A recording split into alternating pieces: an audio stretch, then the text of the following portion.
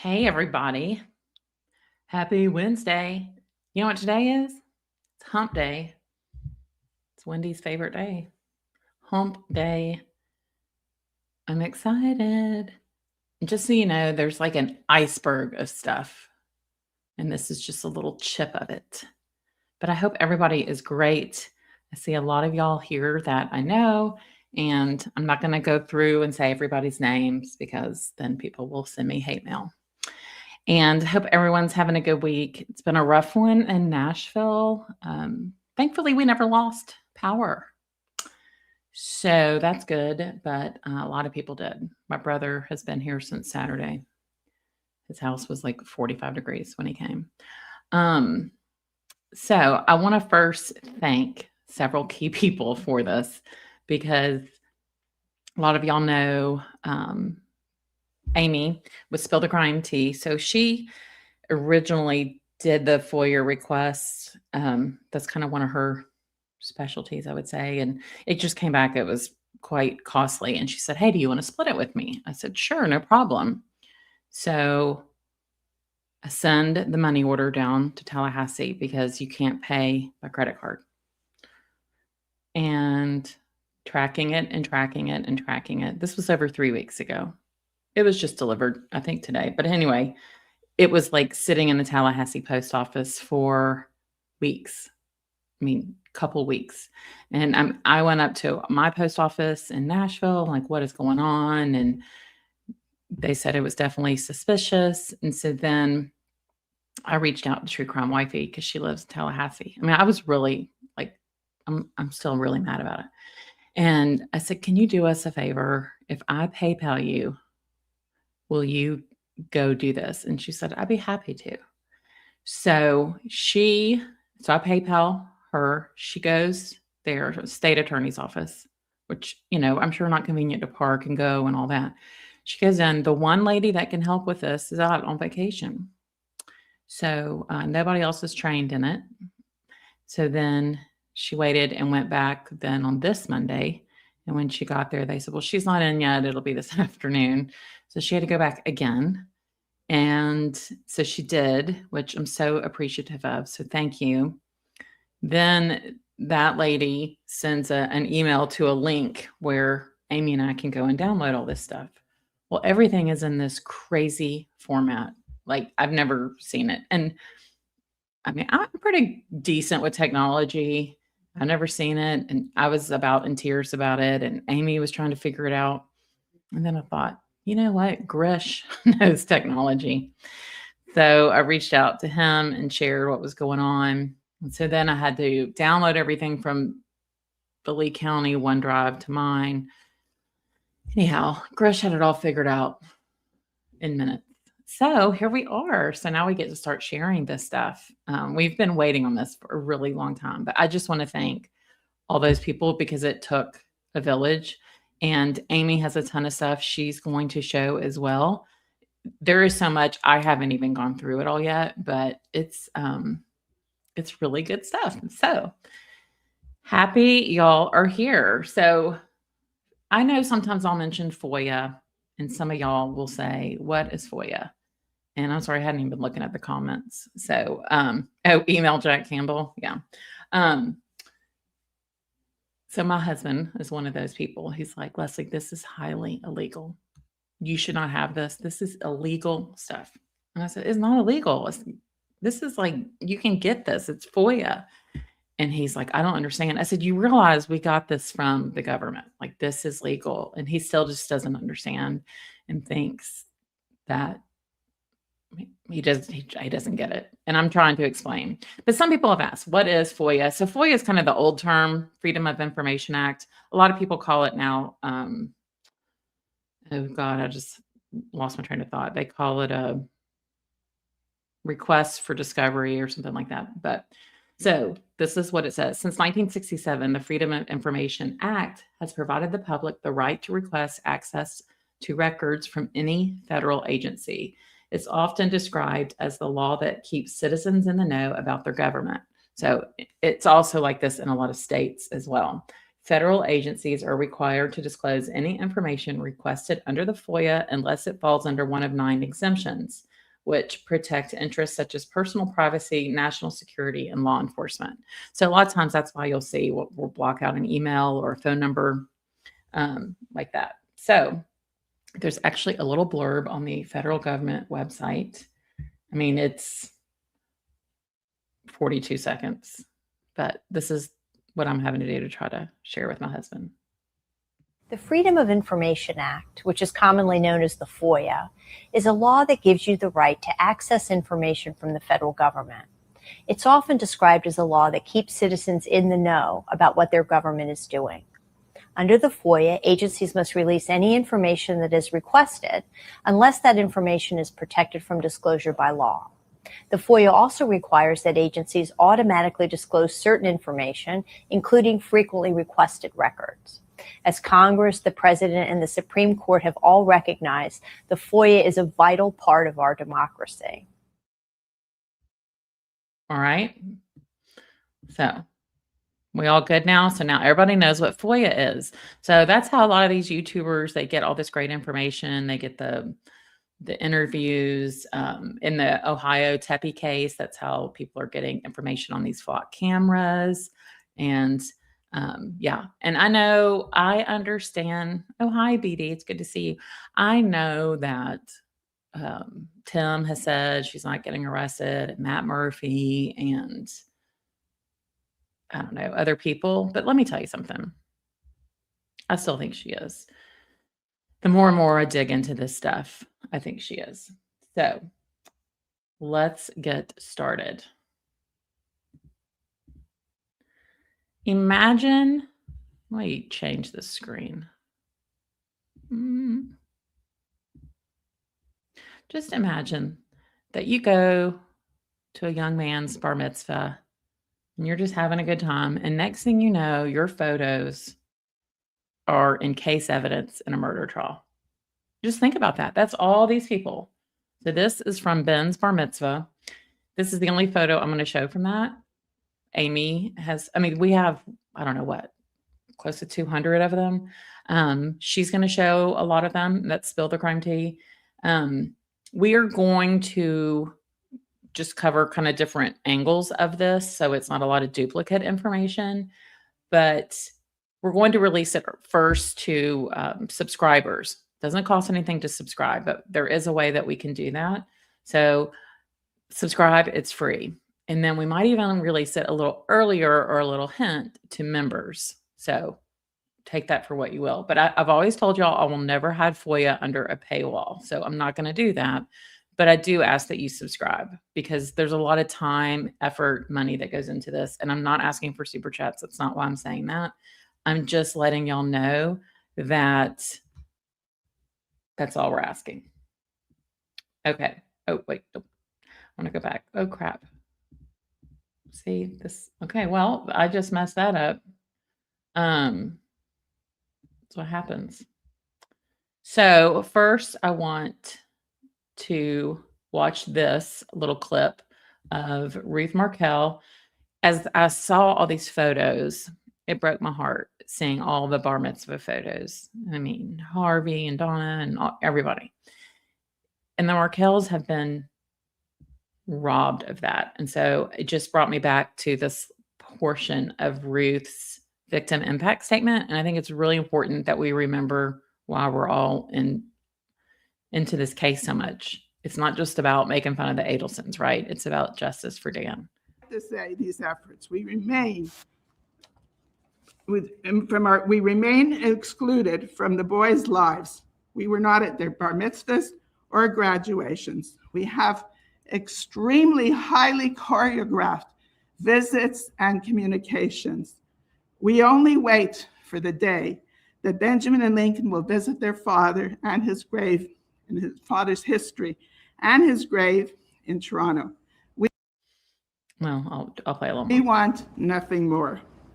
The facts of Danny's murder, are difficult to swallow. The experiences Phil, Shelley, and I have been forced to suffer are profound as homicide survivors and victims of the criminal system. Okay, so just remember, homicide survivors, they've never been able to see either of these boys' bar mitzvahs. And that's a huge milestone in a young man's life, a Jewish young man's life. So I just thought it was fitting that we start with that, because we need to remember why we're all here. And, if you're giving up and you don't think she's going to be arrested, okay, but like, don't bring the rest of us down. Okay. Like, people will comment and say, why don't y'all just give up? Well, I'm not a quitter. Okay. I'm not giving up. So I'm not giving up. All right. So just imagine that. Look at those people. That guy right there in the blue shirt and the glasses, he reminds me of Joel Wallman. It's not him. I do wonder if this lady back here in the black and the white and the glasses, it kind of looks like Susan Brotman a little bit, but I don't think it is. So there's a lot of emails in our download. So I've just picked a few and thought I would start with this one, July 11th, 2014. I know there was an email about the Best Buy, but I remember seeing one in the trial, and y'all correct me if I'm wrong, I know you will, where Harvey had said, or I think Jackie pulled up an email where Harvey said, oh yeah, I'd reschedule it to a different time if I could. But Donna emailed Wendy on July 11th, 2014.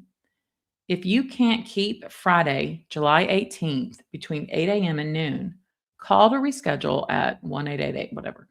Contract is under Harvey Adelson with Dad's cell phone number. If they need the purchaser, that's my name with my cell number. The work order number is blah, blah, blah. The contract we took out is repair in-house if possible. If not possible, they will take out at no charge. If it can't be fixed, TV is replaced at no charge with a new one. Does anybody else find this? Okay, first of all, wasn't she in Florida then? I mean, I know she was there for her dad's party on the 5th. So this is the 11th. But why wouldn't you just send her a text? And to say the contract is under Harvey, your dad's name. I just think it was really, really, really strange. So, and remember when Georgia asked Wendy who paid for it? I did. But here it says at no charge. So I thought I hadn't seen this email. Why aren't they hiding their email? Oh, you know what? I should have. But I mean, I think we've all heard their email addresses in trial. But yeah, I should have done that. That was my bad. But Donna switches from this Gmail and goes to that So Be Grandma thing or whatever. All right. So next thing is this email, which is September 23rd. So let's just remember that Charlie was about to go to trial, right, in October. So, oh God, I swear, this is really ticking me off. So Charlie was about to go to trial, and Wendy is just out there living, like she's the only person in existence. I'm pretty sure if my brother was about to be on trial, I would not be bothering my parents. But Wendy emails, she received something from her condo. Hey guys, they are doing a new process at my building for decals to enter the gate. Can you give me the make, model, year, and license plate number for the car you want me to list as my second one? And so then Donna, she sends it back and puts her answer in there. 2022 gray Lexus model RX 350. And then Wendy says, and then I can buy a decal for the other car if you want to have for both. Donna, probably it's a good idea for Dad to be able to have one for Charlie's Mercedes, just for the times he comes into garage without waiting. Even after Charlie comes home and we return the car to him, he will not be staying in the U.S. for a while. And when he's not here, we will use his car as ours. That car is a 2015 black Mercedes-Benz S600. We'll pay you for the additional decal. Love you, Mom. Is that wild to me? I mean, she really thinks he's coming home. This is just like a month, a little less than a month before his trial started.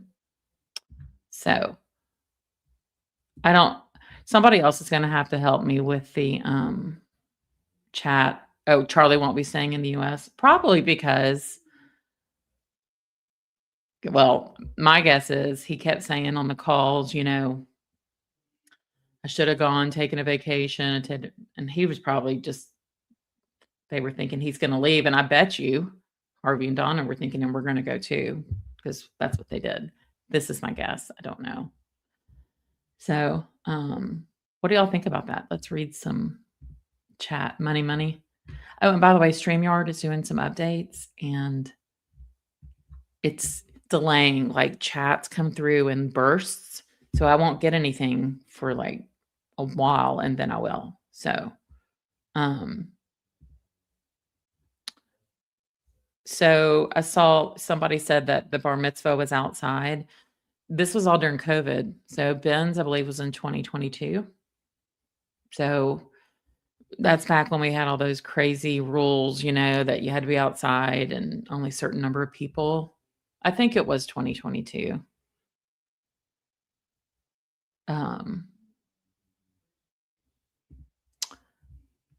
But yeah, I'm not getting any more chats. Well, according to Georgia's mom, Wendy will be arrested after Charlie's trial. You mean Charlie's appeal?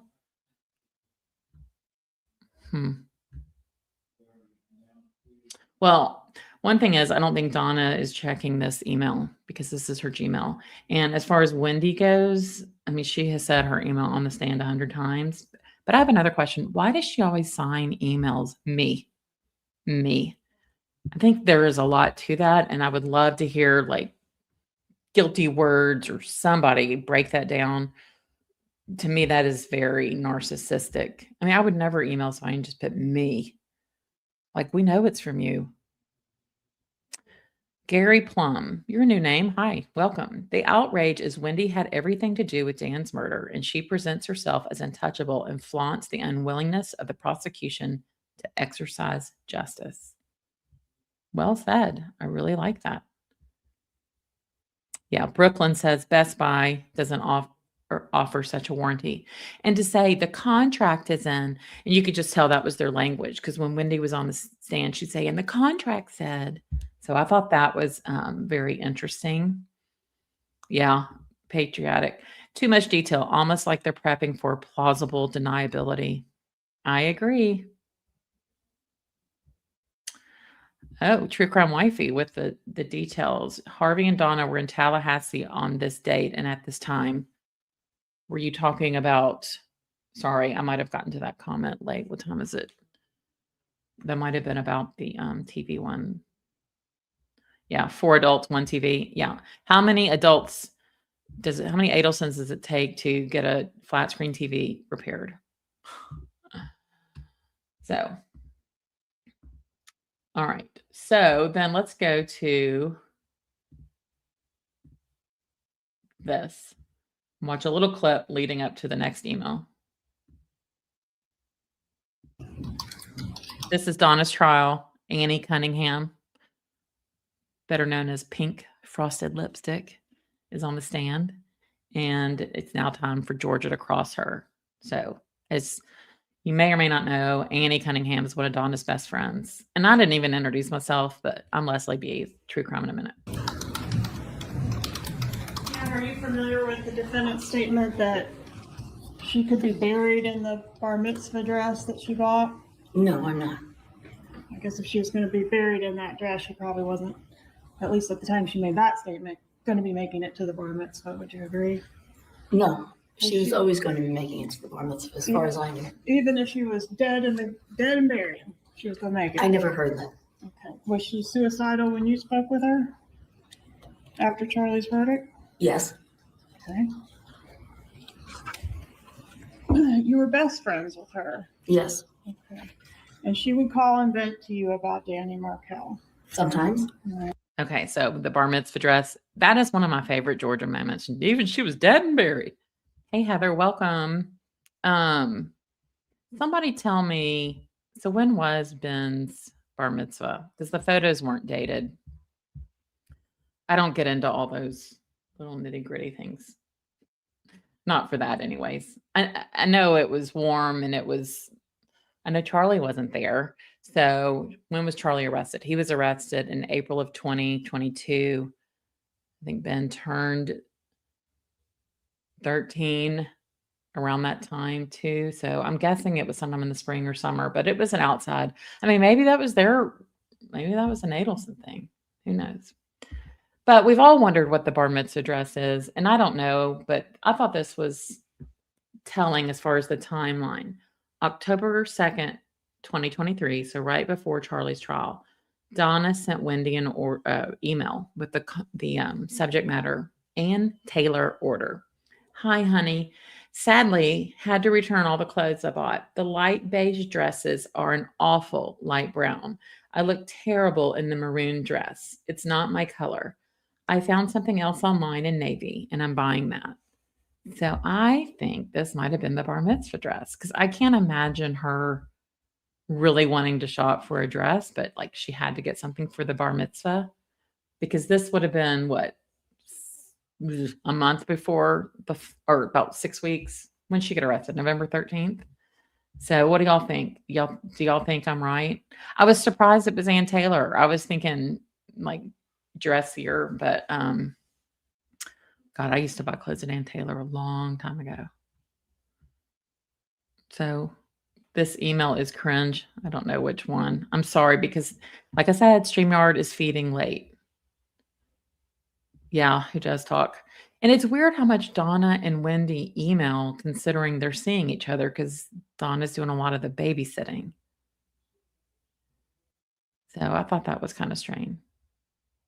So y'all don't think it's the bar mitzvah dress, Ann Taylor? I don't know. I just thought, when you have to go to an event, this is what women or what I do. Like I'll go and order like 8 or 9 or 10 things and then get them all and then try them on at home. I like to try on at home because I want to see it in my own mirror and all that. And then I'll return everything else. Yeah. I mean, Debbie, I'm not here to dispute the faith, but usually you have the dress for the event.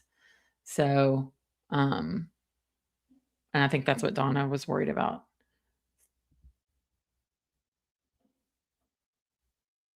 You thought Chanel, but she's too cheap. Yeah. Oh, she bought her dress at Neiman's. Okay. Well, maybe this was the other dress then, since Debbie says she has to have 2 outfits. But I thought it was a good email. So let's all fast forward. So it's October 23rd, 2023. And this is the table when jury selection is beginning. I got this photo from the Tallahassee Democrat. I mean, look at this. Judge Everett at the table, Georgia, Sarah Catherine, there's Josh Dubin, Charlie, and Dan Rashbaum. Do you think Charlie was wigging out? I mean, that makes me nervous looking at it. But do you think Georgia just wants to reach across the table? I don't know. So October 23rd, I can imagine that Harvey and Donna are like wigging. So Wendy writes, hi guys. She always says guys to her parents, which I think is interesting too. Thank you again for hanging with the boys this weekend. God, I swear to God. I'm giving up on this. I'm trying to Zoom. Oh, all right. For hanging with the boys this weekend so George and I can get away a bit. So her brother's about to go on trial for murder in just over 2 weeks. She's going away with George. We're planning to leave after the boys get to school tomorrow, and I still have no idea where he's taking me, but I know it's in driving distance. So it's kind of like, a baby moon, but it's like a murder trial moon. It's kind of what I'm calling it. Tonight, we will find out Lincoln's basketball game schedule for the weekend. Do you have commitments this weekend, appointments, etc.? If so, as soon as I get the schedule, I can make arrangements with other basketball parents to take him to and from games, but I won't know until tonight, unfortunately. I will find out from George what time we'll return on Sunday. It won't be too late since I think his flight leaves at 4 p.m. to California, and I have to be at Dave Lawrence's book club by 5 p.m. looked up Dave Lawrence. He's like a columnist or something for the Miami Herald. We will talk again later and definitely first thing tomorrow. Love you, me. So then Donna writes in all caps. So you can feel the emotion. You know, when somebody's in all caps. I mean, even Carl, you're not allowed to go in all caps in his chat because he says, no, it hurts his eyes. Hi, honey. Just please be aware that we get meetings scheduled at the last minute, and that may interfere with some of this. We will do our best to keep on schedule. Just give us a contact list of other parents in case something comes up and we can't take him somewhere. Also, leave me instructions for Ben, as I know he loves sleepovers and he can't do it unless homework is completed. So catch me up with what you want me to do about that. Love you, Mom. Again, I just think it's so strange they're having all this on email. It just seems like this could be a quick phone call or a text. But, and you know, my chat's not refreshing. So there's that. But then let's get to the real meat of the matter. The price of intellectual vanity. So when I opened this document today, I was speechless. But I wanted to share it with y'all because I wanted you to tell me who you think wrote this. So it's just a document. It looks like it's a formatted email, but I want y'all to see.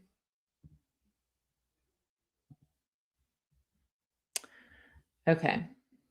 So what this says is, so at the top, it's got Wendy's bar number. It's got her P.O. box, office, cell phone, an email address. So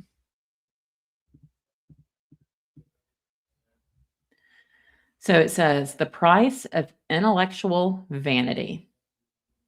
And then it's got like three, kind of like you would do bullet points. First one, a daughter's quest for intellectual acceptance from her family. Bullet point 2, establishing an emotional indifference to a father's blatant emotional abuse. 3, when a long train of abuses evinces a design to absolute despotism.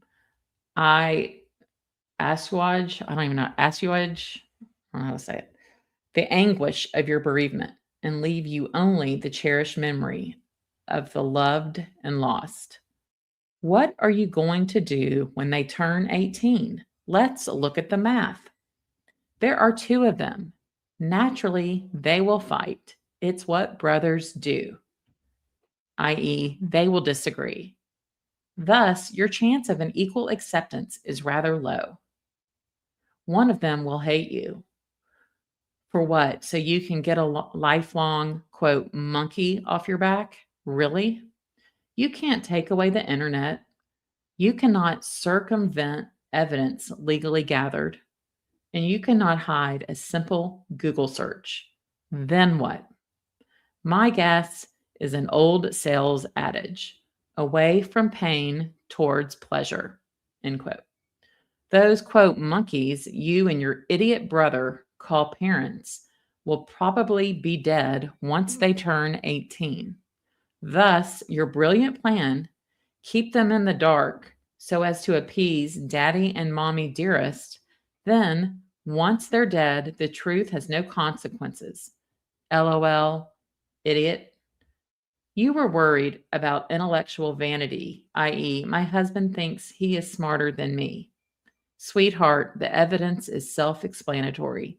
He was. You and your family are morons. And then it's got like several of the Adelson emails listed. It's got Wendy's, Bob Adelson, Robert Adelson. It's got Donna's Sobe Gmail, Wendy's Gmail, and Wendy's work mail. So this is really not a good night for my chat to not be like refreshing, but I really am like eager to know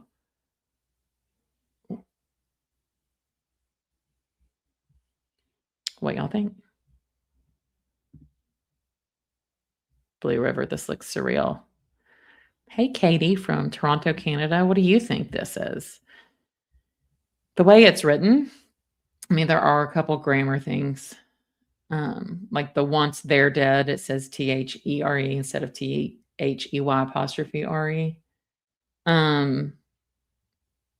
But do you think it's Dan? Who do you think wrote this?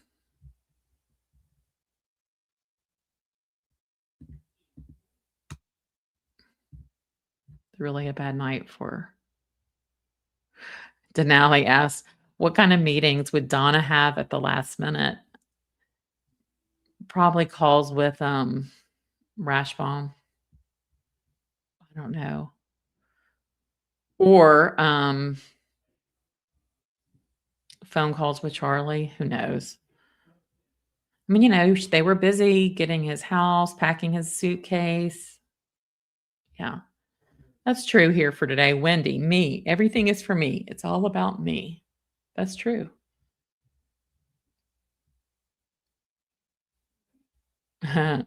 Debbie, seems at this point, Donna realized she was used. Caps equal anger. Here for today. Donna was ready to split. Yep. And I still have no refresh chat. This is pretty maddening.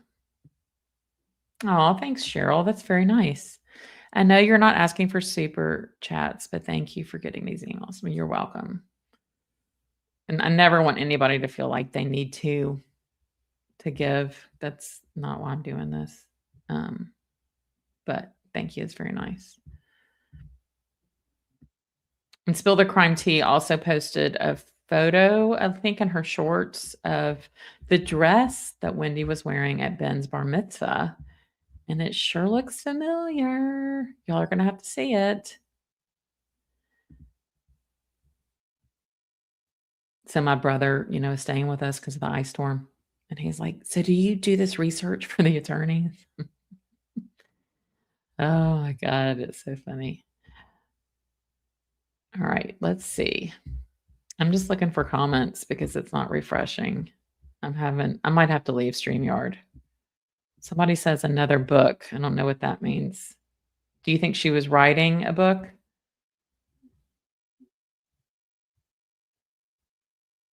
I don't know. The price of intellectual vanity. So let's read. So Neverly is amazing. And she sent me some talking points that she thought would be important for us to discuss about this. I did share it with her today. Like, it's just fun to have somebody else that you can brainstorm with. So let's read. Okay, so Neverly said, the writer is certainly, she asked AI, personally entangled with the recipient, family or ex-family by marriage, writing from a position of long-standing grievance, not casual disagreement. The repeated references to your idiot brother, parents, daddy and mommy dearest, children turning 18, strongly suggest extended family conflict, likely involving in-laws or an estranged family member, rather than a friend or colleague.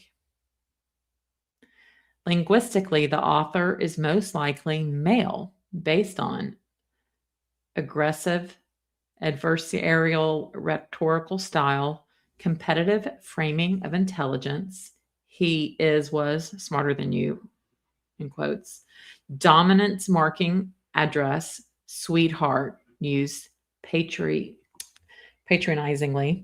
use of confrontational certainty rather than affiliative language. This is not deterministic, but statistically consistent with male-authored invective in English. The author appears to be moderately to well-educated, or at least familiar with, Enlightenment political texts, Declaration of Independence, legalistic phrasing, argument by analogy. Who does this sound like? Highly invested in appearing intellectually superior. However, the unstable register and misapplied allusions suggest knowledge used performatively, not analytically, intelligence framed as moral authority.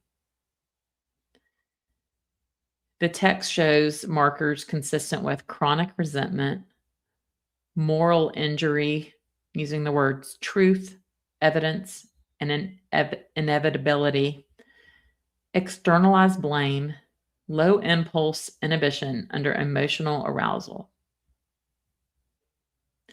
No attempt at reconciliation and no hedging. Motivational state at time of writing.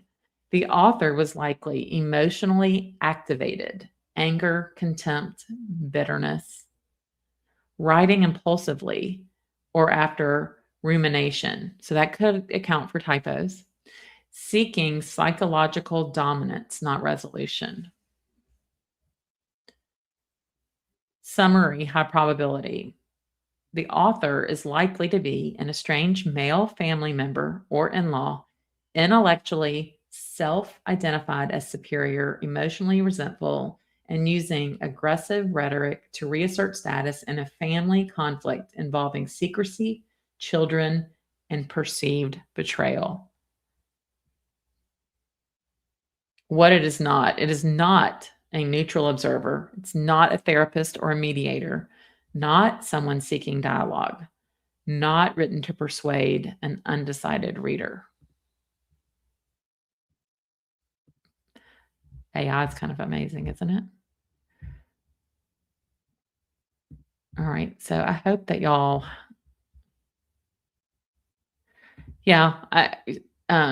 Susan Hicks, I agree that the grammar, THERE, but if they just wrote it really fast, I mean, sometimes that has that. Rob, Forensic RNN, says, yikes. Liquidman.com, it's speech to text. That's why it's jumbled like that.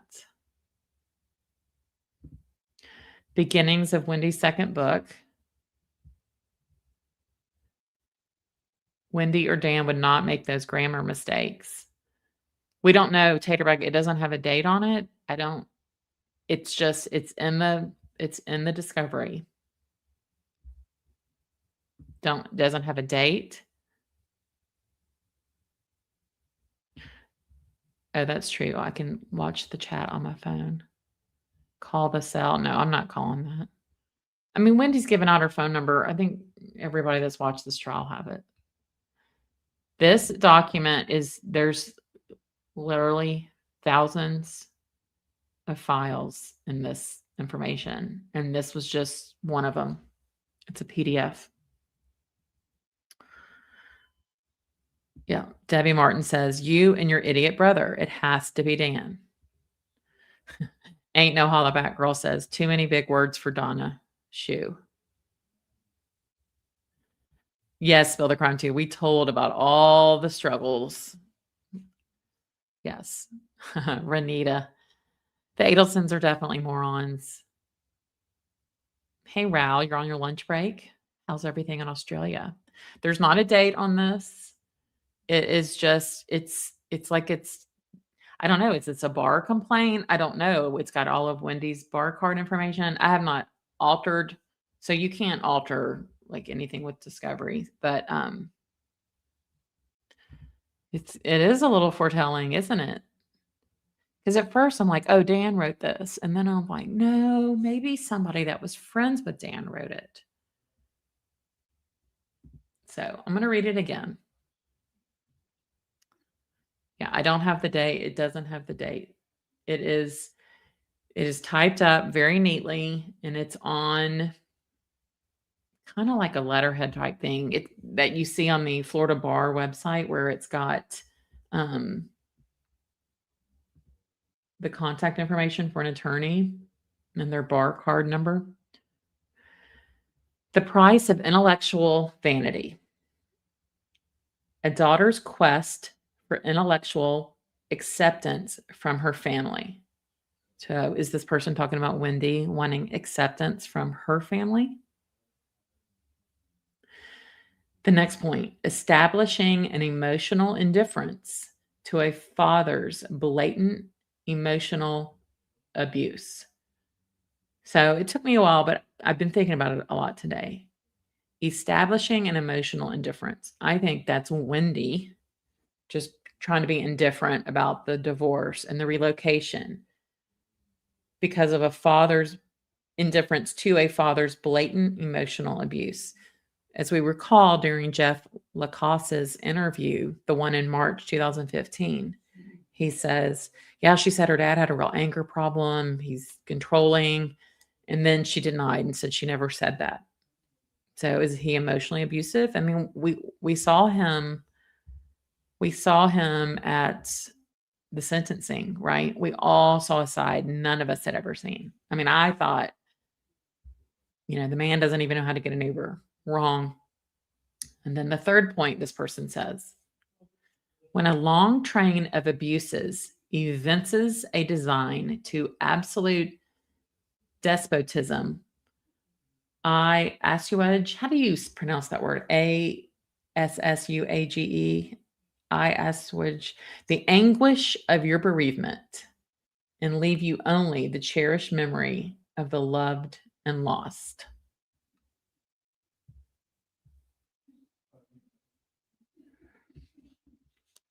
Let's look up that word. I looked it up. Despotism is a form of government where one individual, known as a despot, holds absolute power and authority. In this system, the ruler's decisions are not subject to any checks or balances, allowing them to govern without limitation. So I feel like that's what this person is calling Wendy and family.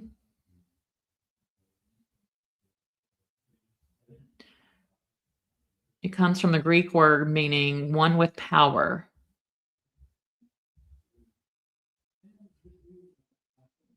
Okay, I'm going to read the rest. While that's up, y'all can read that. The person asks, what are you going to do when they turn 18? Let's look at the math. So talking about the boys, I would assume. There are 2 of them. Naturally, they will fight. It's what brothers do, i.e., they will disagree. Thus, your chance of an equal acceptance is rather low. One of them will hate you. For what? So you can get a lifelong, quote unquote, monkey off your back? Really? So it makes me wonder, did she say to Dan, I just needed, my parents are on me, Neverly has a lot to say. I know. Well, if you want to come on and talk, I would love it. So I would love it. You can't take away the internet. I mean, wow, what foreshadowing. If this was Dan, I don't know. You cannot circumvent evidence legally gathered, and you cannot hide a simple Google search. Then what?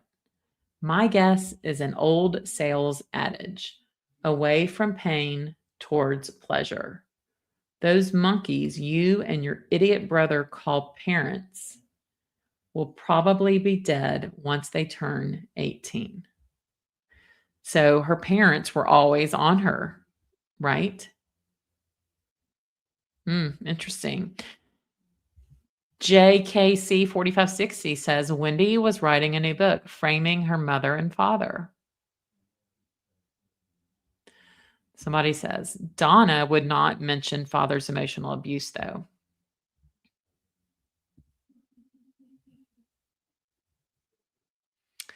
Here for today. Sounds like the person is considering the scenario post-murder, how her kids might hate her. Yeah. And I mean, I'm assuming this is an email. I don't know. I just find it interesting how it's so perfectly typed up.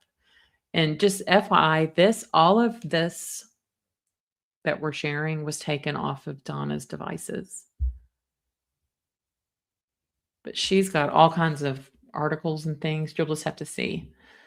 Could it be a stranger? Ain't no holla back, girl. Jeff. If it was, I am driving to Tallahassee and buying him a beer tomorrow. I don't think it was Jeff. I don't think Jeff was that bold like that, where he should have been, you know? Yes, I mean, we agree with the typos, but then as we just read that, what AI interpreted, it said if someone was just writing this quickly, people say Dan.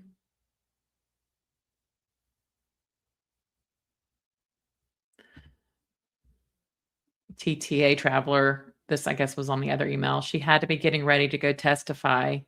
And she's like, so sorry, I'm off on a romantic getaway. Yeah, I think it's the murder moon. I think that's what we should call it. The murder trial moon. Yep. Good to see you, Jack in the Forest. Kristen, I can't stop editing this email hump, right? So I'll put it back on the screen. We don't know who it's from. That's what I'm telling you. This is in discovery. I don't think y'all understand. It's not like you get this neat little package and says, hey, Leslie and Amy, how are y'all? Thank you for requesting. Here's a folder. Now, these are emails and the order they were sent. I mean, you'll open one thing and it's 2016. Then you open something else and it's 2023. And it's just like all over. And it's just file after file after file. The only things that were really labeled was they own a ton of real estate, and those are named by like the properties they own, and then the bar mitzvah photos. But everything else is just like a zillion numbers.pdf. Tater, good point. Using the term monkey twice is odd. Yes, excellent work, Amy. Here for today. Whoever wrote it hates the Adelsons. That's right. Yeah, Neverly Darlin said what she did was she put all this into AI, didn't give it any history. And so everything I just read to y'all is what it basically inferred from it. So then this is a linguistic analysis of it. Although it's called an email, linguistically, it's closer to a polemic monologue or invective than interpersonal correspondence. Register, highly informal to semi-formal with abrupt shifts. Elevated legalistic diction. The quote evinces a design to absolute despotism, and then the quote bereavement, and then assuage, or however you pronounce that word. I guess I should have looked that up. And then it has the slang monkey off your back. These shifts create register instability, often signaling emotional dysregulation or deliberate rhetorical aggression. The mismatch between elevated language and insults creates a mock intellectual tone where erudition is used as a weapon rather than to clarify meaning. Second point, discourse, structure, and coherence. The text lacks a conventional macro structure. There's no greeting, thesis, argument, conclusion. Instead, it proceeds via associative leaps. Intellectual vanity, father-daughter abuse, legalistic historical allusion, hypothetical future scenarios, family dynamics, moral condemnation, and insult. This produces thematic fragmentation, though the emotional through line is consistent, resentment framed as a rationale. Critique. Cohesion is maintained not by logical progression, but by emotive repetition. The family as oppressive, intelligence as moral worth, exposure of truth as inevitable. Illusion, when a long train of abuses evinces a design to absolute despotism. Explains that as near direct borrowing from the Declaration of Independence. Is that it? I feel like I've heard Dan use that word before. This elevates personal grievance to revolutionary tyranny, a classical rhetorical inflation that frames the speaker as morally justified in hostility. What are you going to do when they turn 18? Then what? These are not genuine inquiries. They function as assertive challenges, presupposing the addressee's incompetence, metaphor, monkey off your back, burden, keep them in the dark, secrecy. The dominant speech acts are accusation, prediction, framed as certainty, insult masquerading as analysis. The speaker adopts a stance of epistemic superiority, moral inevitability, determinism. My Lord, I'm going to need to read a dictionary to get caught up on all these words. The overall tone can be characterized as contemptuous, didactic, bitterly ironic. Key linguistic tension. The text performs intellectual dominance. It's highly emotive intensity, low in dialogic openness, rich in rhetorical aggression, structured as moral indictment rather than communication.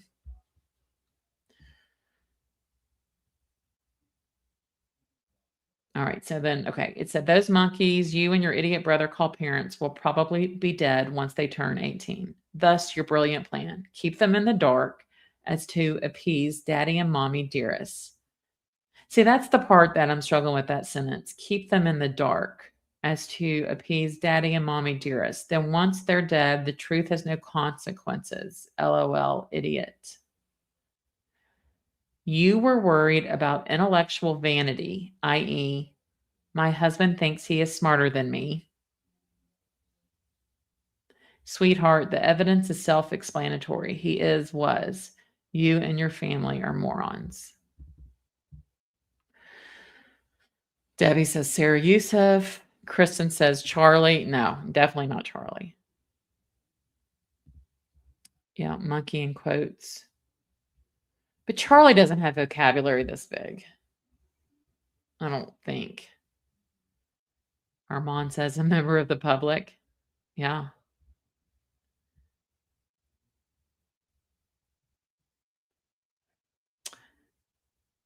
Charlie wouldn't have that vocabulary. Yeah, I agree. Hey, PJ. MC Hamster says Jeff Lacoste. Cat Ride says Jeff. I just don't see Jeff. Like, I feel like if Jeff had written this, I don't know what to think. I'm almost wondering if it was something that had been sent to Wendy and then Donna like retyped it up and had it. Because I'm trying to think, this was on Donna's device. And then she was like, ooh, I'm going to save this. So it could have been that whoever saw the original then transposed this wrong too. I mean, we don't know. You know? So again, what I was reading before this, Neverly had asked AI about it, and it didn't know anything about that this was Dan and Wendy or anything. And it gave all that information. Debbie says, quote, yeah, my husband thinks he is smarter than me. It has to be Dan. Neverly thinks it's Dan. Kristen said Dan would write better than this. But again, this may not have been the original one he typed up. This could have been like maybe then Donna typed this up and had it on her computer. I don't know. I really like this is not, oh, okay, I'm going to tell y'all the answer. Tater says, I don't see Dan writing this at all. Sherry says, I don't think it's Dan. Vepper says, where's Georgia? I guess she's in Tallahassee. Did y'all hear her like different jobs? She's going to be second chair and not be a supervisor. I don't really know what all that means, but YB, you said a psychologist. According to AI, they said a psychologist would not have written this. Yeah, what does that mean here for today? Why is Wendy keeping in the dark? I wonder what that means. Keeping in the dark.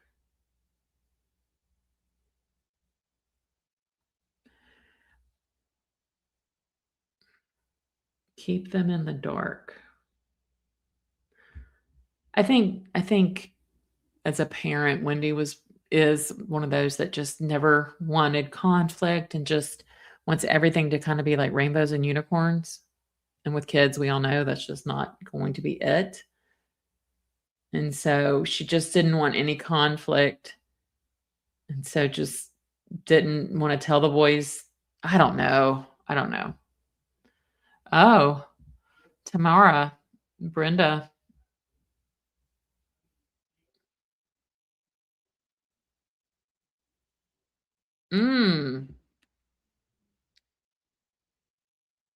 Those monkeys you and your idiot brother call parents will probably be dead once they turn 18. Thus, your brilliant pain. Keep them in the dark.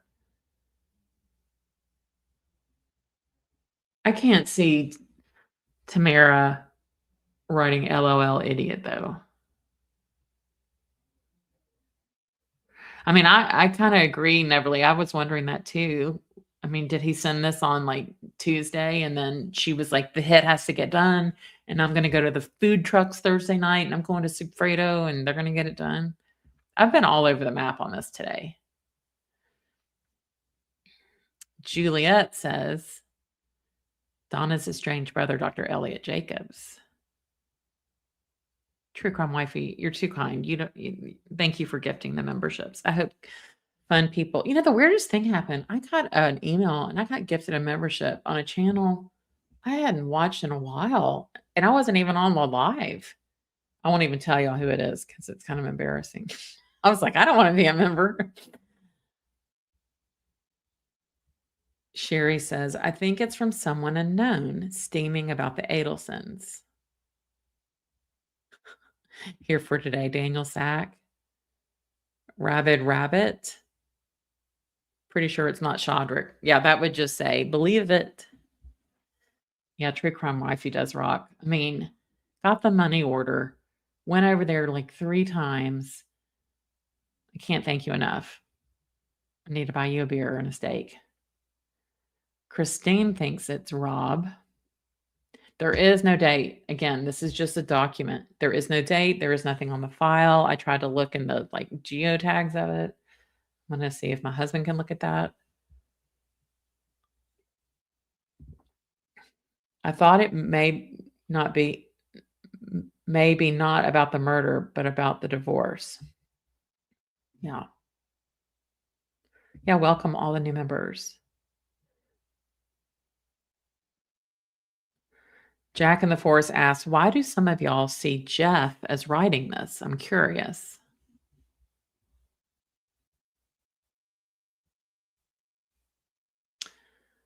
Patriotic. Wendy would make those grammar mistakes. Her book was atrocious.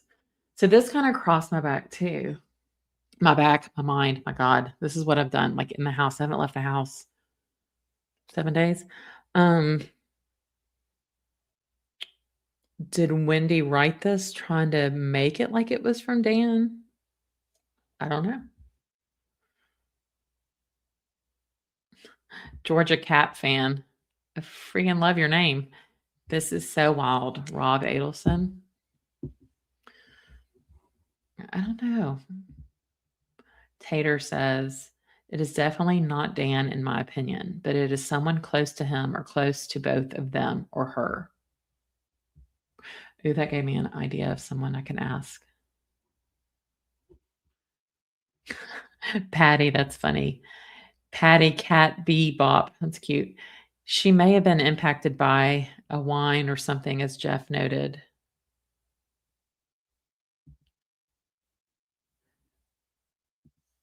Armand, I don't see Jeff using LOL and sweetheart. Yeah, I don't either. Yeah, we know that the phone is Wendy's. I mean, I'm not doubting all that. But what I'm saying is this could have been typed up. I mean, who knows? This person that typed it, and again, this was taken off Donna's device. They could have copied this.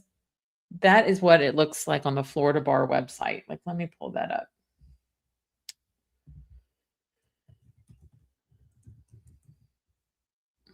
And just see.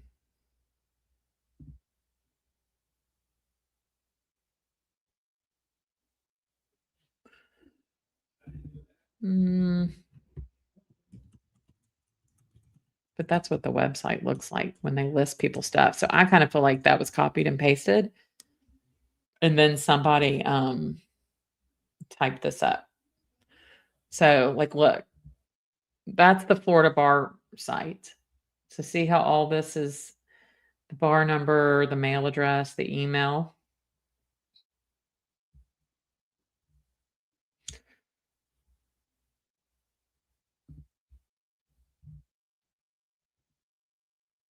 And comparing it with that,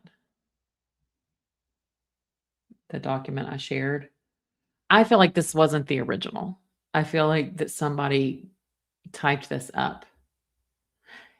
Has anybody Googled like the price of intellectual vanity and then the name Dan Markel to see if anything comes up? I'm just curious. I should have done that. See, this is the same format. The top of that document with the bar website. It's the same format.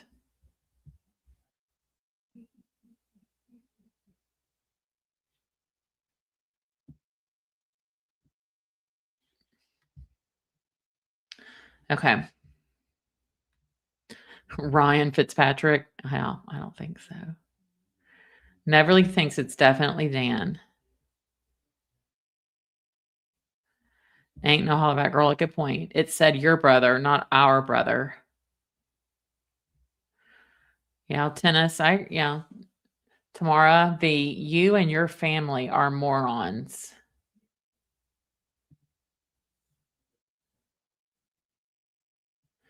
Brenda makes a good point. Tamara Demko was friends with both and sickened at Wendy. Tally gal, thousands of files. Yep.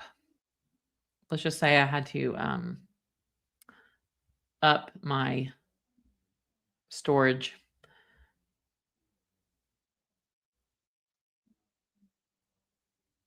Melba, hey there. She says, joining late. Comment regarding why all the emails between Wendy and Donna.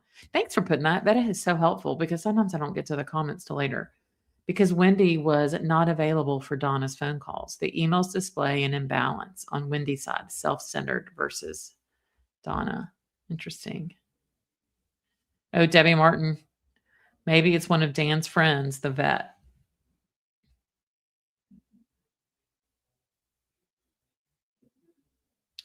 Christopher.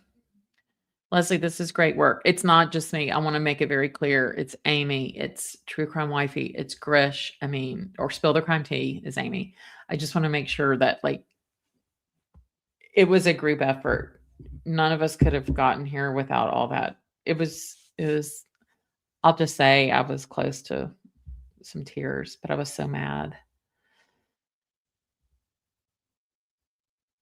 You said, I want to see everything and read everything. Just block out the kids' faces. Everything else is fair game. Yeah, you got it. And like I said, there's a ton of photos, and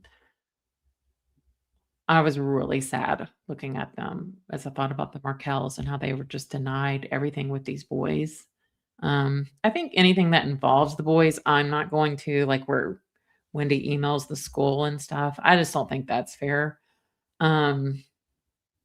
But there's a lot of pictures. I mean, let me tell y'all something. Wendy's been living her best life, and it should enrage y'all what you're going to see.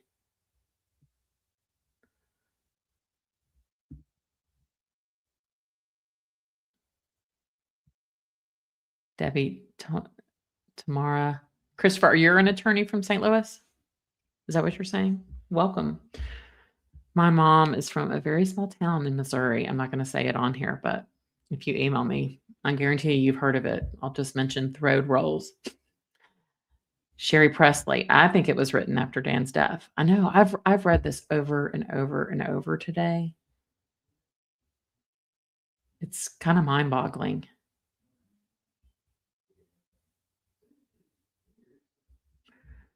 Jeff Lacoste. I just don't think Jeff would do this. I think it's too what's the word? Confrontational for Jeff. Sincerely heartfelt. I think it may be written and sent by Robert Adelson. But it says, thus your brilliant plan, keep them in the dark as to appease daddy and mommy, dearest. Then once they're dead, the truth has no consequences. You and your family are morons. Makes me think it's not him. Ah, that's funny. Gatita. She probably told security those cars cannot be allowed on premises. That's funny. I think it's funny or sad. I don't know which one that Donna said. Well, when Charlie gets out, we need a one on his Mercedes. A parking sticker. Oh, Mary. Now that is the one I had not thought of. This could be Shelley. The is was indicates Dan is already passed. And Shelley's really smart.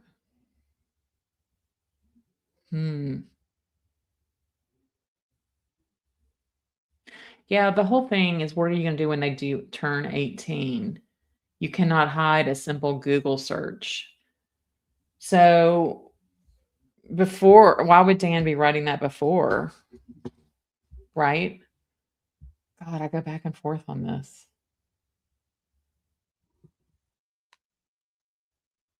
That's a really good one, Mary.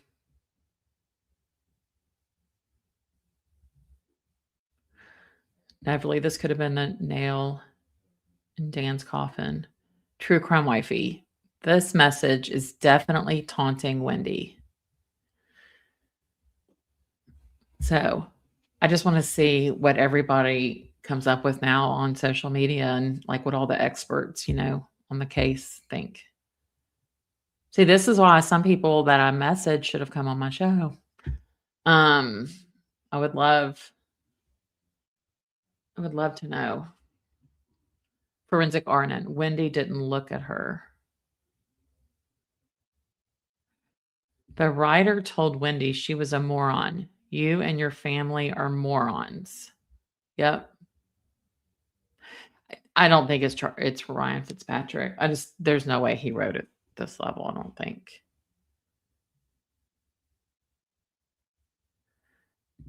It's Charlie, but why would Charlie say you and your idiot brother call parents? Will probably be dead once they turn 18. So it's definitely somebody referring to Charlie.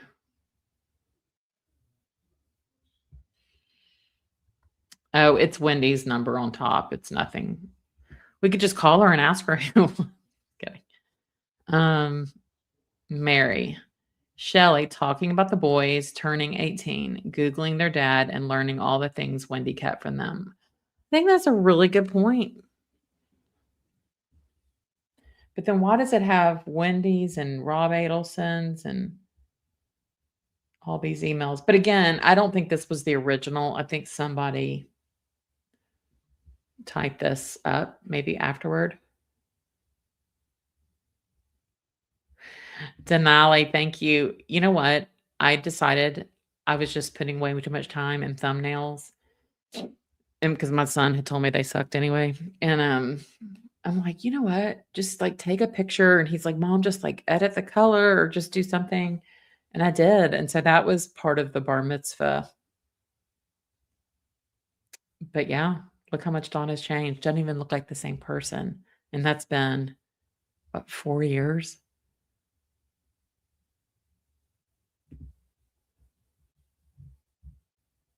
No, that doesn't have the barcode here. I pulled up. Yeah, that's Wendy's bar number. That was what I pulled. Yeah, no, Ryan is not this intellectual. Somebody else says, Tamara, long train of abuses.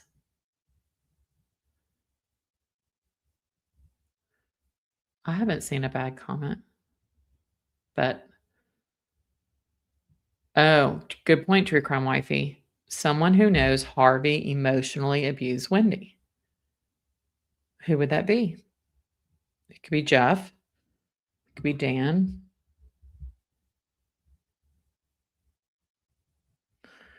What if Dan wrote this, then Wendy was more threatened? Wendy wants dominance of her family. Hey, Audrey, good to see you. There's a lot to this, so you might want to go back and listen. And everybody that's watching, thank y'all for being here. If you will please subscribe, free. We'll be releasing stuff, Spill the Crime Tea and I, and we're going to have it just for subscribers for now. And then we'll early release some stuff too for members. Jack in the Forest, True Crime Wifey, agree that it taunts Wendy. And that's why I don't think Jeff wrote it, because he was addicted to Wendy and lists with her. Someone with a mean streak wrote it. Y'all have to remember what all they were doing to Dan. I mean, it got nasty with all the little, not the little, but the big filings back and forth. And I mean, Donna was saying bad things about him, disparaging him in front of the children. Neverly says, Jeff also said Harvey was abusive. And if I recall, Wendy said to Jeff, there's only two people who ever figured me out, you and Dan. Something along those lines. Yep. Yeah, I agree here for today. Why would Dan be referencing a Google search? See, this makes me think different.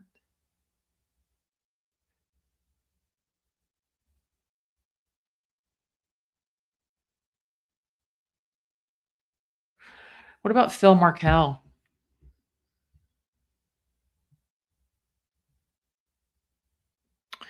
The file was just nothing. It was not titled. It's just a bunch of numbers. It had no rhyme or reason.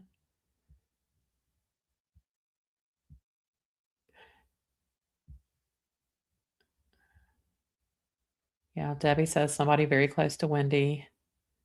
Juliet says Harvey threatened a colleague. Cat Rides Head. Joel from SDS said he felt the death stare from Harvey. Aswaj. I don't even know what that is. Forensic RNN. I think Wendy is banking on her immunity. Later discovered wire toss. Ashwaj. All right, Ashwaj. I'm just not going to say. Aswaja. Y'all are all telling me different things. I swear I took phonics. Guest, welcome. I am glad that authorities are waiting for evidence of a direct tie between Wendy and the crime. I understand why so many want her arrested, but laws have been refined to prevent that sort of injustice. I think I mentioned to y'all my brother's here because he didn't have power. We're in Nashville. And so I was kind of telling him more about this case. And he is like, wait a minute, her brother did that for her? He said, I wouldn't do that. I said, oh, I know you wouldn't. Cat Ride. Dan friend said Harvey made her very uncomfortable. Yeah. Tamara.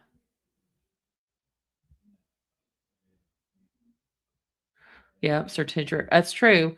Donna and Charlie spoke on calls to hide stuff from Harvey because he was so upset he wouldn't go to work. That's true. After the bump, when Charlie says, is Dad home?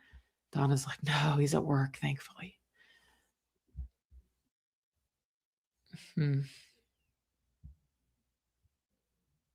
Mary says, what are you going to do when they turn 18? This is someone from Dan's family telling Wendy off for keeping the truth from the boys. Mary, I really like your perspective. Tater, this email is saying what I have said all along. 2 of these boys exist. I've always said one of them will go rogue and she cannot control them at 18. Yeah, I agree.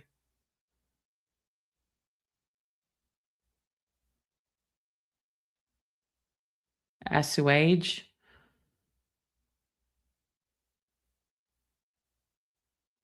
Adelson hater. She is referring to Dan and the bullet about blatant abuse.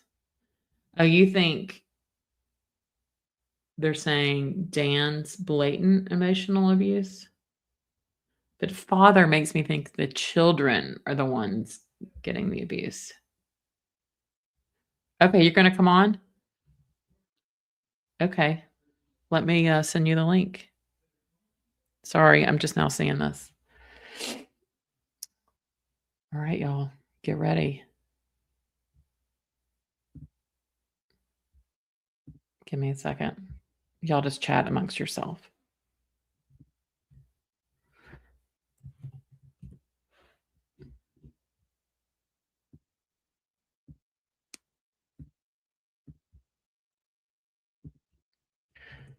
Neverly, I'm sending it to your email right now.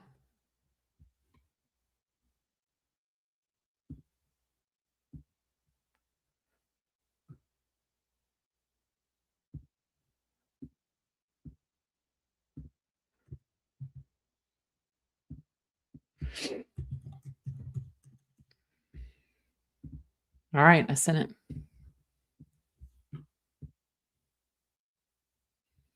Sorry, I'm like scrolling through this.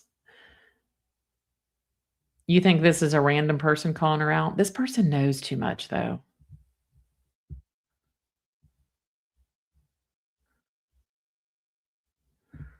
Lisa Tootsie says, this could have been one of her friends, one that she would have confided in.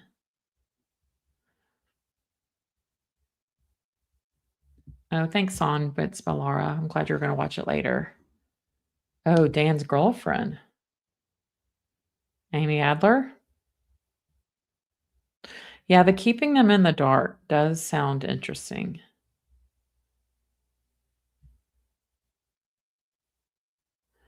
What part of the mountain shows that she had knowledge?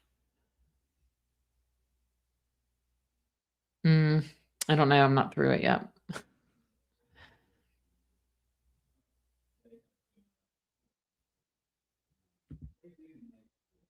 So Neverly says the sender's bitterness stems from 3 core perceptions: betrayal, powerlessness, imminent, irreversible loss.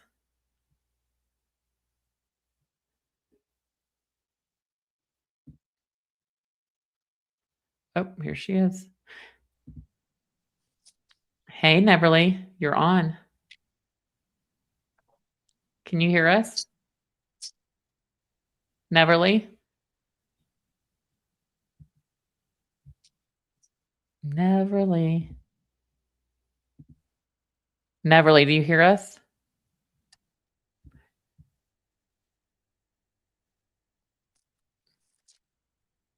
Francis says, Harvey and Wendy have explosive tempers. It came through a few times from Wendy. Hello? Yeah, you there, Neverly?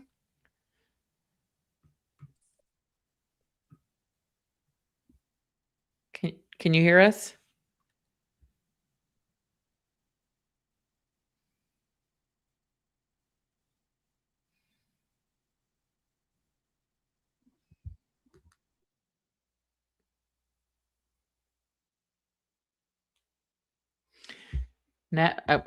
She bounced out. Maybe she'll come back. She might have had a bad connection. I don't think it's Ryan Fitzpatrick. I just don't think Ryan could write that well. Neverly? Hello there. Oh, good. Hi. Hi, everybody. Hi, Leslie. Thank you Hi. for We're so happy. bringing me on. I do want everybody to Yeah. know. So Neverly and I met in a chat room on another crime channel a couple years ago, but we got to meet in person When was that? December? That was, yeah, God, it beginning seems of like it was December. a long time ago. We were both in Vegas at the same time, and I got to meet her in person. It was so fun.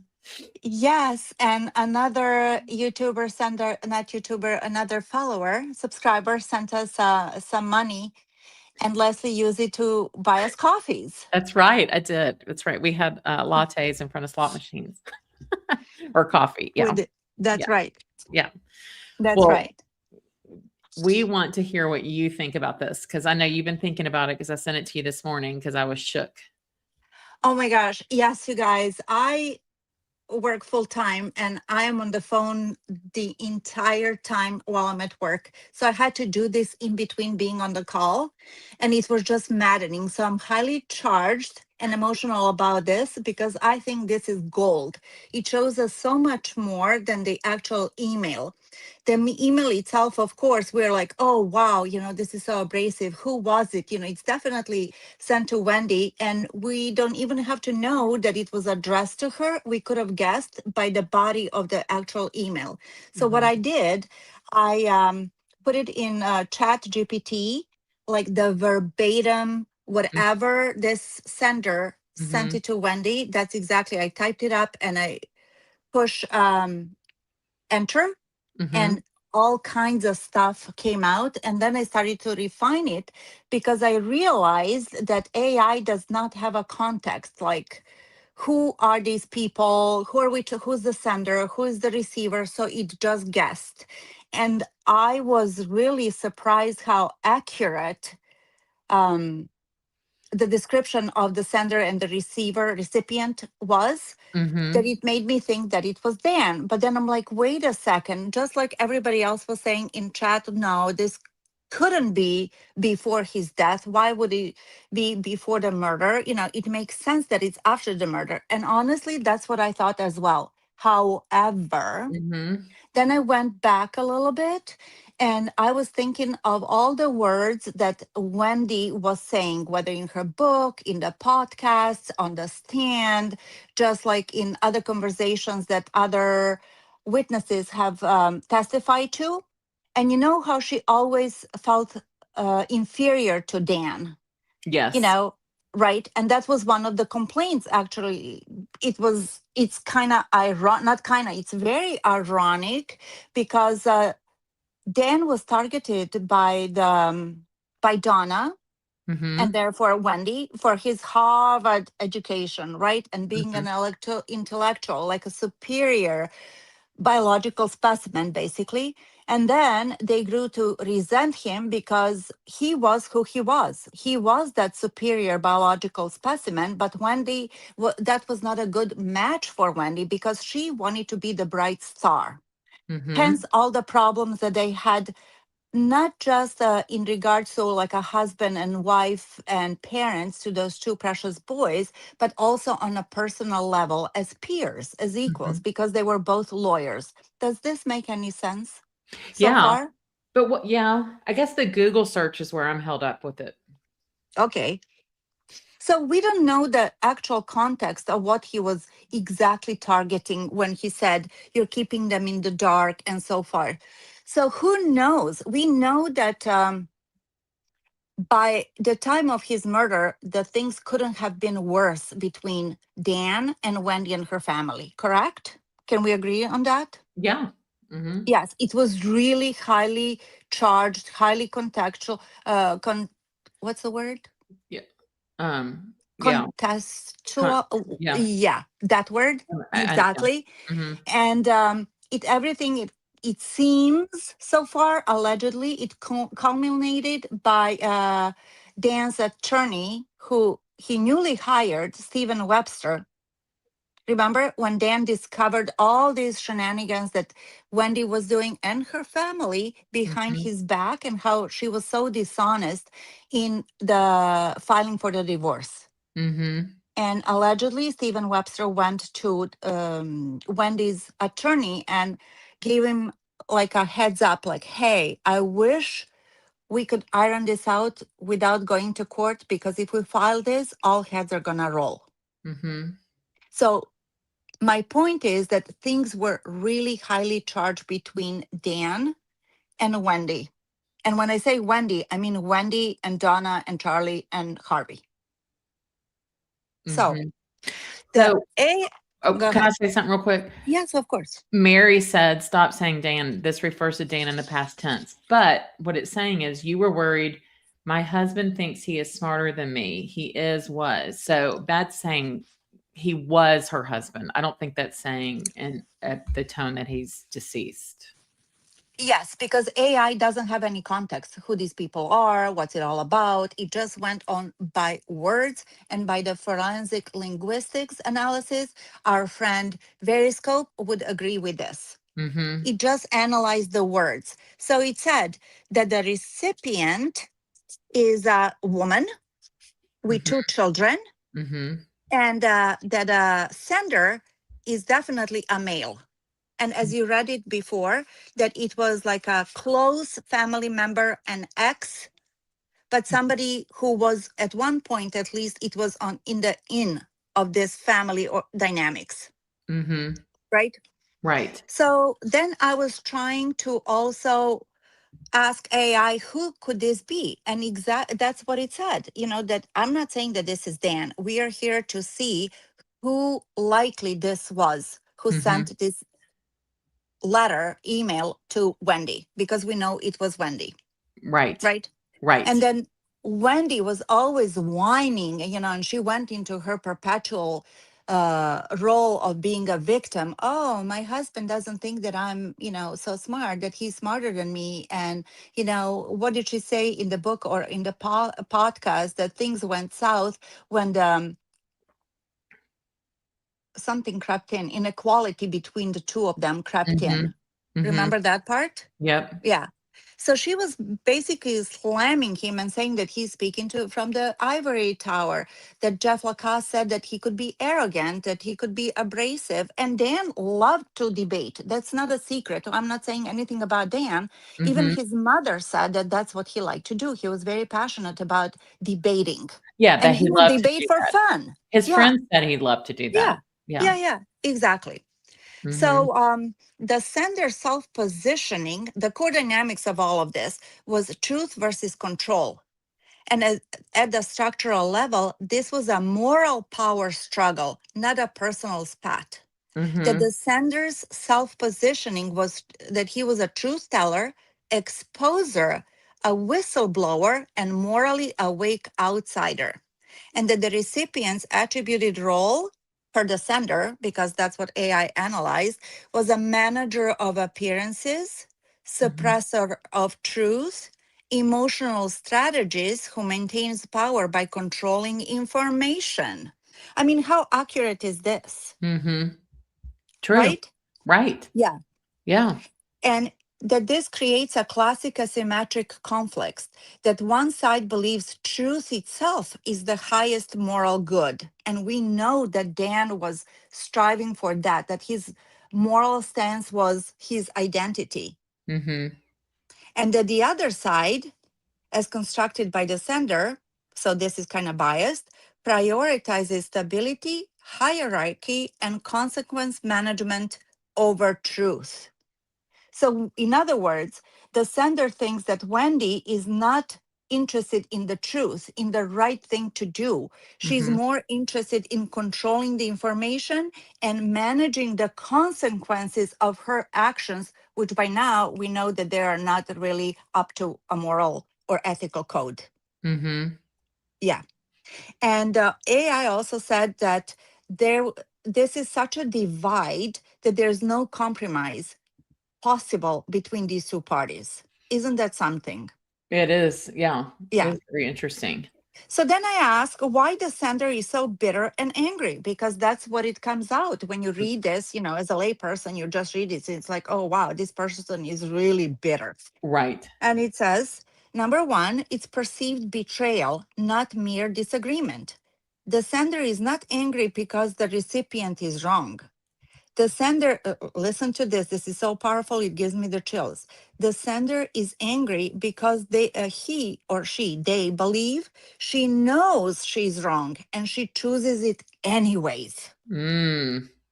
Yep. And that's really crucial. right?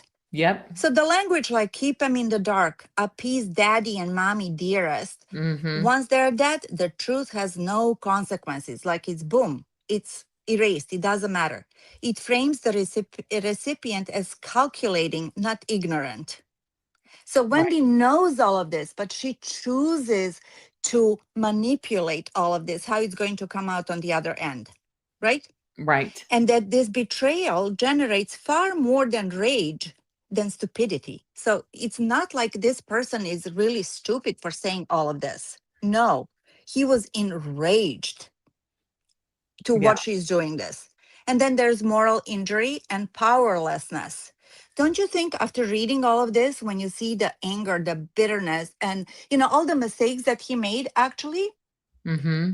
in the email, the typos and whatnot, which is very surprising, I think that Dan must have received some news. Oh, if this was Dan, pardon me, allegedly, Mhm. for entertainment purposes Thank, only. thank you. Yes.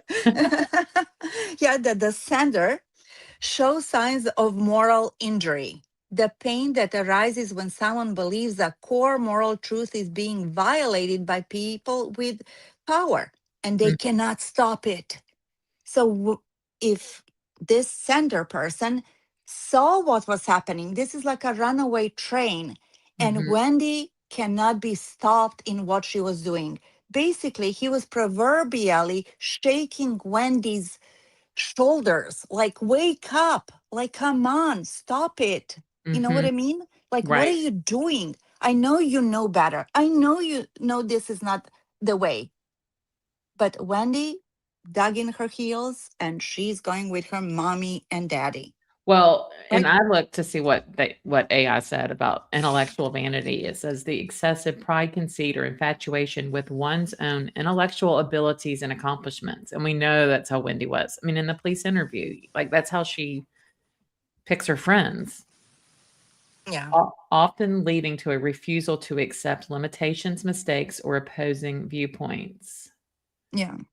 She likes to be smart, or the person likes to be smart over the actual pursuit of truth. Mm-hmm. And Mm. then, he called her the gatekeeper.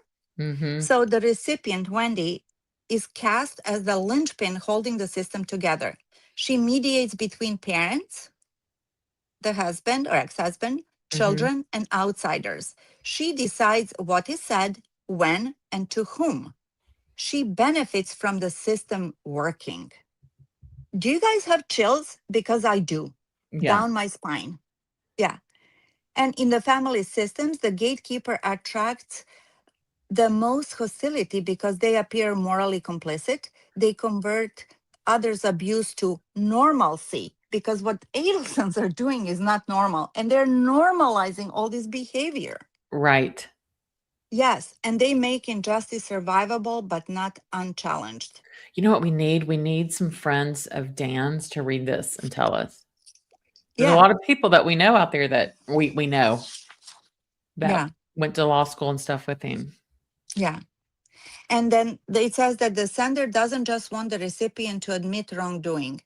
The sender wants her to lose moral legitimacy, Mhm. right? And Right. that's why the language is so scorched earth. No redemption arc, no path to repair, no invitation to respond. Basically, this sender has resigned. This was just like the last hurrah. Like, I'm gonna say it and you do what you want, Mhm. right? Right. So Mark Yeah. says, this is interesting. I'm convinced Wendy wrote this to herself. It's giving that book she wrote. I didn't read her book, so I don't know. Oh, I did. And I'm sorry I did. That was just trash, garbage, very Yeah. below basic, subpar, and everything else that I can say. I'm sorry, but it is. She Yeah. came off so condescending, so patronizing, so she tried to sound superior, like somebody Mhm. she hates for the same quality. And that's what she wanted to sound like. Yeah. Yeah. Yeah. It's just amazing what this Um, Here for today says monkey off her back could not be anything other else than the murder. No, I think the monkeys is like the pain, the pressure from Donna and Harvey. Definitely. They Yeah. are the monkeys on Yeah. on Right. her back. Yeah. Yeah. Yeah. So then I expanded the selection. I said, hey, tell me about the recipient's moral corruption. And it goes over the gatekeeping of truth, the instrumental use of relationships. The Mm-hmm. email implies that the recipient uses family bonds strategically as tools for self preservation or social leverage. Mm-hmm. Hello, rather Mm-hmm. than as genuine connections. The reference to appeasing daddy and mommy dearest illustrates a willingness to manipulate both authority figures and children as well to maintain a facade or achieve personal goals. Isn't this something? Mm-hmm. And prioritization of convenience over justice. The sender paints the recipient as someone who chooses comfort over fairness, avoiding accountability by hiding evidence and ignoring moral consequences. Linguistic cues like you can't take away the internet, then what? Imply that the recipient relies on structural advantages, technology, information, symmetry, and family loyalty to evade the consequences of wrongdoing. It's just, intellectual manipulation. The sender repeatedly mocks the recipient's and her family's intellectual capacity while simultaneously accusing them of pretending moral and intellectual superiority. This tension, calling out intellectual vanity while demonstrating moral indignation, positions the recipient as cognitively aware of wrongdoing yet deliberately unrepentant. Hmm. This is just describes Wendy to a T. Mm-hmm. Right. Yeah, yeah. Tennis Girl says, the more I think about it, the more certain I am this is Tamara. She has several degrees, and one of them's in law. Yeah. I mean, Could be. it's interesting just to think about. And now y'all are all going to be thinking about it tonight. Yeah. So basically, the bottom line of all of this is that this email isn't just a message, it's a raw emotional plea and moral confrontation. The Mm-hmm. sender isn't just trying to have a calm conversation. Oh no, he's expressing deep hurt, frustration, and fear, and trying to expose wrongdoing that he feels has gone unchecked. He knows this is it. There's no reconciliation. There's no copacetic feelings between the two of them, nothing. From his or her perspective, the recipient is morally compromised, someone controlling information, manipulating family dynamics, and acting in ways that prioritize personal convenience over fairness or truth. And we know that Dan strived for exactly that, fairness and truth. Right. Right. So this email is not just anger, it's basically desperation. Mm-hmm.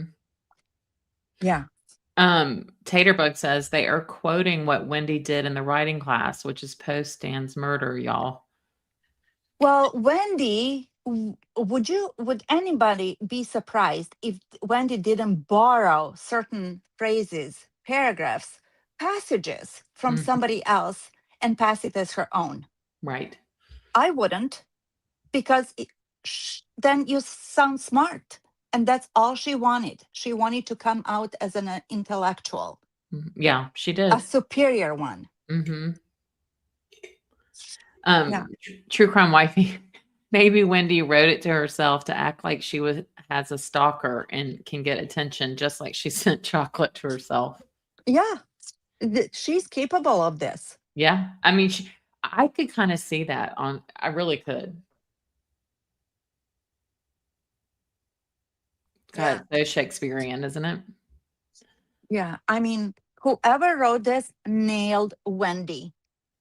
This person knew Wendy. He knew her through and through. He knew the dynamics of the family, how Mm-hmm. enmeshed they were, and how wrong they were, basically, morally compromised. They Yep. are morally compromised, as evidenced by 2 out of 4 family members being in prison for life without parole. Yeah. Right. So this is close to home. This is not a random person. This is not, somebody on the outside. Yes, it could be Tamara. She is capable of writing something like this. Could be Shelley. I like that suggestion as well. I just think, my personal humble opinion, and I could be totally wrong, that this was written shortly before his demise. And that Wendy didn't even reply to this because he didn't, whoever wrote this, they didn't ask for a rebuttal, a response, a solution. This was very demonstrative. This was just this person talking and not giving up, but like resigning that it is what it is. And it's shit. Taterbug says the quote in the very end was from Wendy's writing class, which was post murder. Remember latex spouse. My husband thinks he is smarter than me. Was that in that? It's been a while since I've listened to it. Yeah, I remember that, Tater, and that's a good point. But I'm going to go back on my opinion, and it's just, no different than anybody else's. My opinion is that she would borrow something like this, and that this is not the first time that Wendy whined about her. Oh, my husband thinks he's superior. He's more superior than me, that he's smarter than me, that he's this and that. Because remember, she's the victim in all of this. And then he's emotionally abusive. Remember that? She told it to Isom, to Georgia, and to anybody who would listen. Yeah. I don't have, somebody's asking, can we do a poll? But I have to do that on YouTube and I'm on StreamYard, but let me see. I know. I mean, the more I think about this, I go back and forth on it. No. I don't know. I told my first response when I read this was, oh my gosh, Dan wrote this. That was my first. Me too. Yeah. And then I thought this must have been post-death. But then the more I spent time on this and the more I was like asking questions, what about this? Tell me about the sender, emotional. Why is, the sender is so bitter, blah, blah, blah. And he just described Dan to a T. So that's my opinion. Again, I could be totally wrong. Yeah. Yeah. Also, that I find something interesting, the way it was worded about this message, that it's not structurally non-responsive, that this email is not dialogic. Basically, it's a terminal act, not an opening move. As I said, he didn't want Wendy to reply. What is she going to reply to that? You're an asshole. Fucker, royal pain in the ass, whatever they we called don't it, even know, was this an email? Yeah, exactly. So there was no genuine question over here. It was just a rhetorical ones. What are you going to do? Right? Then what? Right? There was no conditional language. There's no face-saving exits for the recipient either, because this must have been humiliating for her. A lot of people think it's post-murder. I thought that first. Yeah. Myself. I'm trying to figure out how to do the poll thing. I saw it once and now I don't know. Whatever. Yeah. And then just one more thing, and I'm like, keep going. Yeah. This message seems so abrasive, very, very out there, right? I'd be like butthurt myself if I received this. Not that I would ever be in Wendy's position, but you know what I mean. If I receive this by somebody, it's like, oh, wow, this is just like too much. And then I'm thinking, same how Donna would respond so emotionally charged to Wendy. Remember all those emails? Oh, Dan is this way, Dan is that way, blah, blah. What was she responding to? She was responding to the information she was getting from whom? From Wendy. Right. Right? So was Wendy manipulating Donna and Charlie to say, oh, he's this way and that way? Of course she was. Of course she was. So if this was Dan or anybody else that's close to Dan, because we agreed that it's not a random person, because how would they know all of these dynamics? Why are they feeling this way? To every why, there's got to be a because.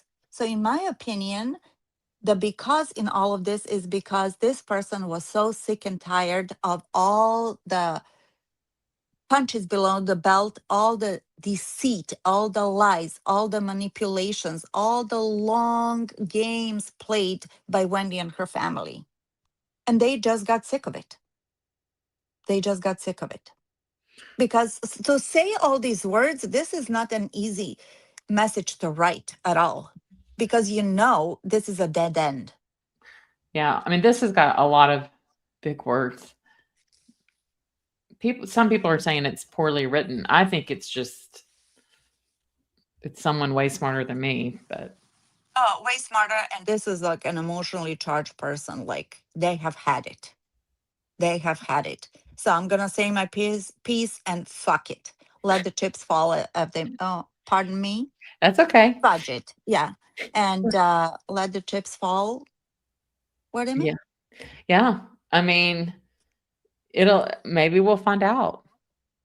Maybe we Wouldn't won't. that be great? But for I would whatever love to reason, either be wrong or it doesn't matter who's right or wrong. I would just like to know I know, what prompted this person to say this. right? Because it's not just one act. No, And it no, was no, no, no. on This when is the Donna, straw that brought camel's back.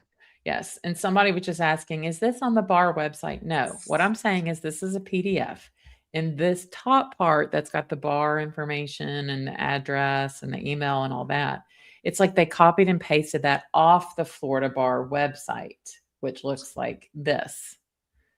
And then I feel like they typed up the rest of this. So I don't think this is the original copy. So it could have been the person that typed this, then typed the typos like there, THERE versus THEYRE. I mean, I don't think this is the original thing, but I don't know why it was like this, but it was a document on on Donna's, why do I keep saying that? On Donna's computer. Do y'all remember that in her trial or pre-hearings, they were having a hard time getting things off of her MacBook? When they did so they arrested her at the airport and then they did a search warrant of their condo and they were having a really hard time getting things off of the MacBook. So that's where a lot of the stuff was. But it was a document, and no, I've looked at the geotag or whatever you call that thing. It didn't tell me anything. Oh, and one more thing. Can I Yeah. say? Yeah. Yeah. Okay. So then I said, what would be like the recipient's reaction? Would there be any would this letter lead to any drastic measures? And this was because AI didn't know who I was talking about, it was just out of context. They said Mhm. no, that why drastic action is unlikely. They Mhm. said because the recipient's power strategy is avoidance, not confrontation. And Wendy said that herself, that she does not like confrontation, right? Right. She says it every trial. Yeah. Yeah. And that she,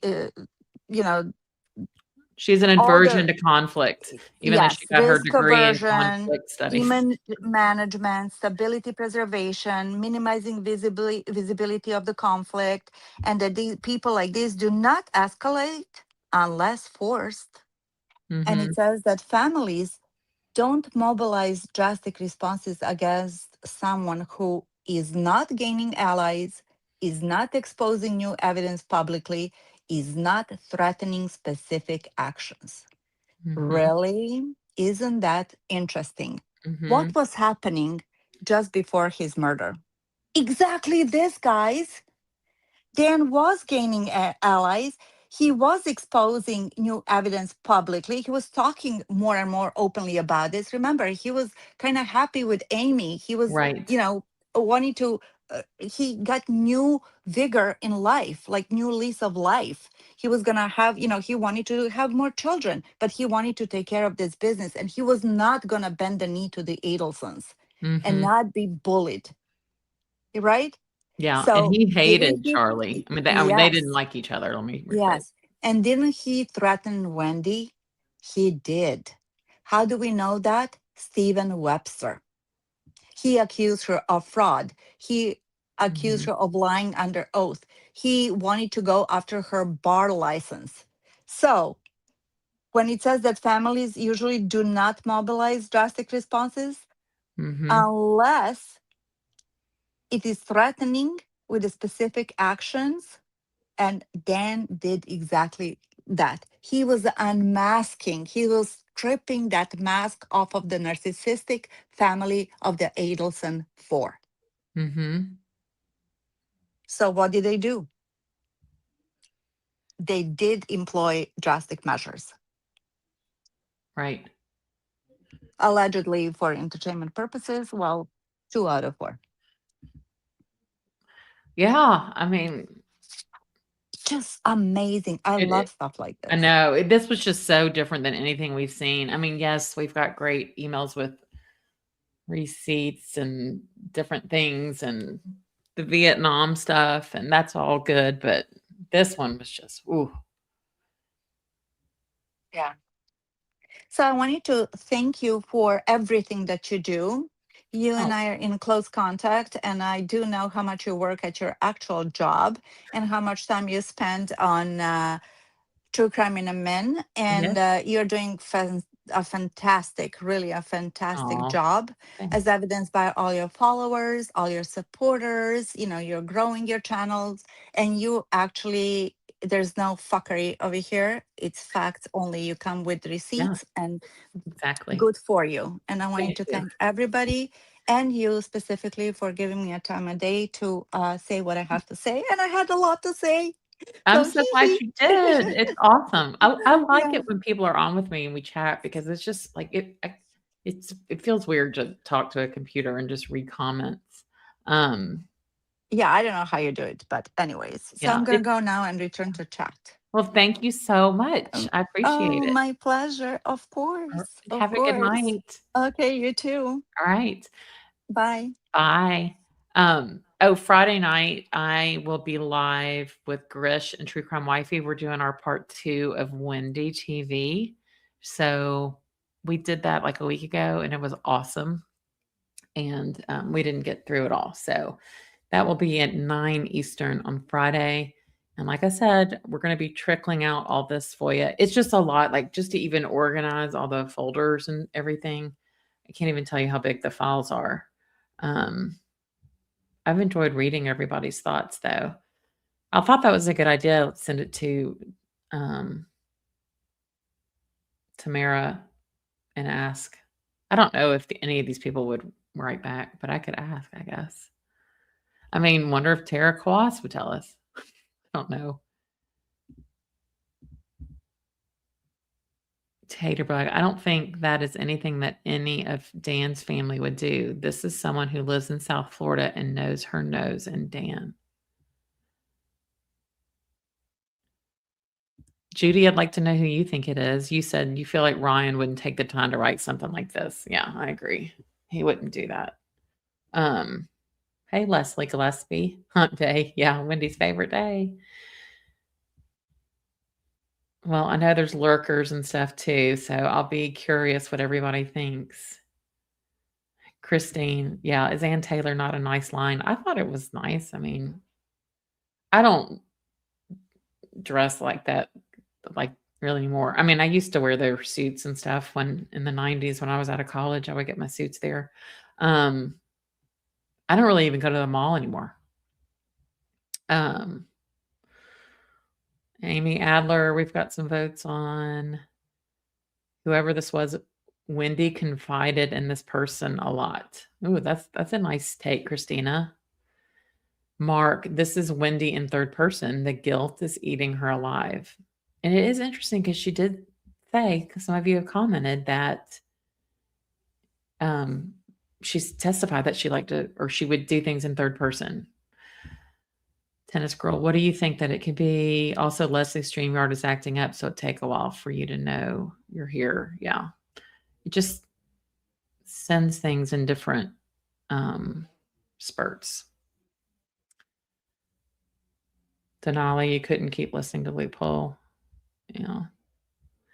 But I appreciate it that y'all came and just, oh, and thanks to the new members. I'm excited. Let's see. So I'll go through all the starred stuff. Thanks, Cheryl. And True Crime Wifey, you gave memberships, and Spill the Crime Tea. Thank you. She's going to do a live also, and she's going to use like a Cellbrite app to show y'all how they get a lot of the data off of devices. She's kind of become a user of Cellbrite. Pretty cool. Hey, Annette Gomez. Thank you so much. Oh, good. Wendy herself is here.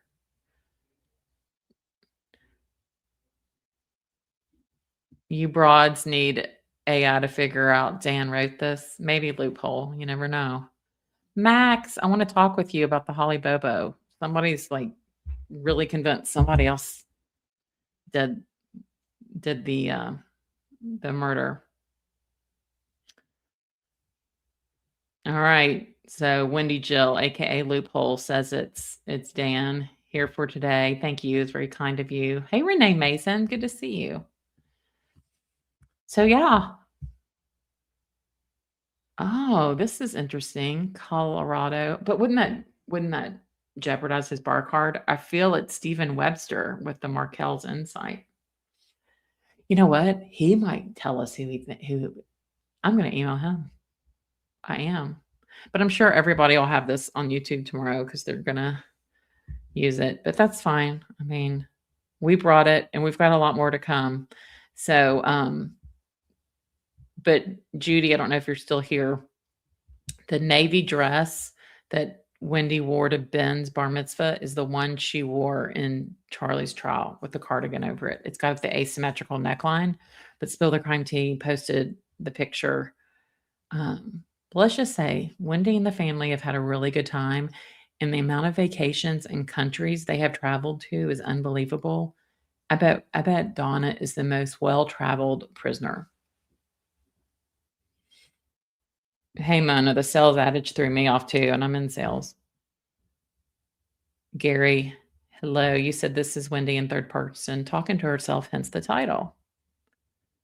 Late bloomer, what is happening? I'm 18. Could it be Dan's mom? That's interesting. I wish we could like feed a bunch of stuff in to like show Ruth's writings and Dan's and here for today. You think Donna forwarded this to all those emails? Could be. I noticed Charlie's email wasn't on there because, well, I don't know why, but I don't think Charlie really cared that much. It has to be a highly intelligent person. Yeah. Yeah, these are all new FOIA things. I know this one's really deep. I mean, the other stuff isn't so deep, but we're going to look at stocks and everything they own. Hey, Rosemary Romero, I haven't seen you in forever. Good to see you. Hey, Maestro, good to see you. And Georgia Cat fan, that's just like, I love that name. Her box is blocking the screen. I moved the, whatever it's called. I switched it around. Price of intellectual vanity text. What's the source of this document? So this is all a part of the FOIA, which is Freedom of Information that we got from Leon County or from the state attorney's office in Florida. And basically it is a ton of thousands and thousands of files. And you just open them and you don't know what you're going to open. I mean, it's everything from photos to an email from 2016 to an email from 2023 to, a termite inspection letter.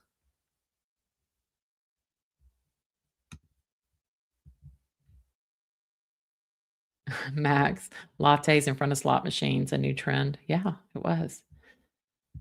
Yeah, Wendy, if you're in here, tell us who wrote it. We want to know. I bet Wendy watches. Hi, Wendy. Wendy. All right. Well, I'm going to go because I can't even get to all these comments. I like the thought that it was Shelley, law lover. Always like your comments. She had to deal with Wendy on a regular basis. Shelley has got to be the most pissed of all. This family broke the Markel's hearts. It's a great point. See, Clueless Beekeeping says a woman wrote that. Yeah, Max, it was all in Discovery. It was just, and now we don't even know if it was sent on email. It's just a typed up document, but at the bottom it lists different emails. It's very strange. And at the top, it's got Wendy's information. I don't know. It's a good thing to think about. Oh, well, it was a group effort, I will tell y'all. It's a group effort. But this is a good point, Maureen. Let's face it, guys. There's a lot of people we don't know about. This was written by someone we didn't know, and it was written after Dan's death.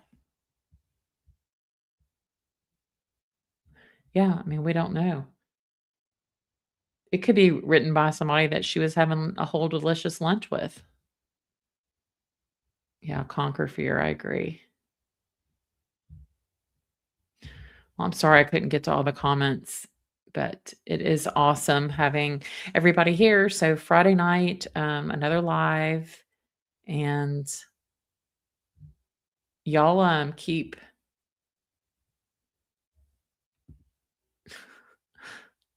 thanks. Dan wrote it, forwarded it to everyone. That's what Wendy Jill says.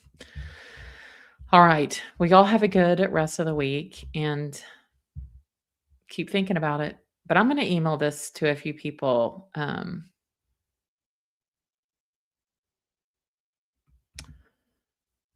going to see if I can get some opinions from other people. Because I don't know. I go back and forth on it. Why the Google search? That's the part that really bothers me. So good night, everybody. And don't forget to subscribe because you're going to want to see this stuff. And we're going to release it to subscribers only. It's free. So thank you all so much. Yeah. You know who I am. You're the one who ignored my email at Christmas. So that's okay. You know who I am, a loophole posing as Wendy Jill. But that's all right. I moved on. And I hope y'all have a good one. Bye. The state isn't going to decide to arrest me.